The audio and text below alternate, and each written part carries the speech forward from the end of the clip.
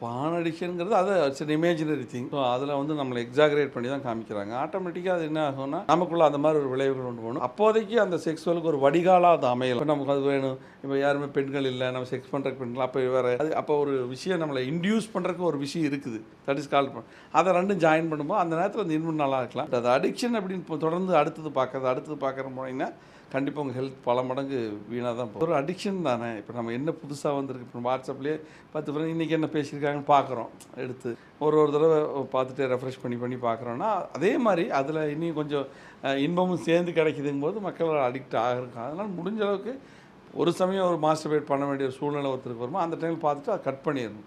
எல்லாத்துக்கும் நம்ம தான் ஒரு தடை போட்டுக்கணுமே தவிர இங்கே இப்போ எல்லாமே ஃப்ரீயாக கிடைக்கிது. ஸோ நம்மளாக ஒவ்வொன்றும் பிளாக் பண்ணணும், இல்லைன்னா ஒவ்வொன்றுக்கும் ஏதோ ஒரு வகையில் அடிக்ஷன் ஆயிடுவோம். இப்போ ஒரு சின்ன குழந்தைய பாருங்கள், நீங்கள் ஏர்போர்ட்லேயோ இல்லை எங்கே போனாலும் கையான்னு கத்துன்னு அடுத்த செகண்ட் அதுக்கிட்ட மொபைல் கொடுத்து அடுத்த சப்ஸாடாக அடையுது. அதுக்கு மேலே அது பேசுகிறதே இல்லை, அதை பார்த்துட்டே இருக்குது. இட்ஸ் இட் குட் அப்படின்னா அதுக்கு அடிக்ஷன். அது கொடுக்கலன்னா அங்கே இருக்கிற ஆளு அத்தனை பேர் பிரச்சனை பண்ணுது. ஸோ இது யார் வளர்த்ததுன்னா, ஸோ எல்லா இடத்துலையுமே நம்ம கொஞ்சம் நம்ம ஃப்ரீயாக இருக்கணுங்க அதை கொடுத்துட்றோம். பட் அது அடிக்ஷன் ஆகிடுது. ஸோ இந்த மாதிரி தான் இந்த விஷயங்களை நம்ம எப்படி எடுத்துக்கிறோங்கிறது தான். நமக்காக ஒரு கண்ட்ரோல் வேணும். இதுக்கெல்லாம் அடிக்ஷன் சென்டர் போடவா முடியும்? வாய்ப்பு இல்லை இல்லையா?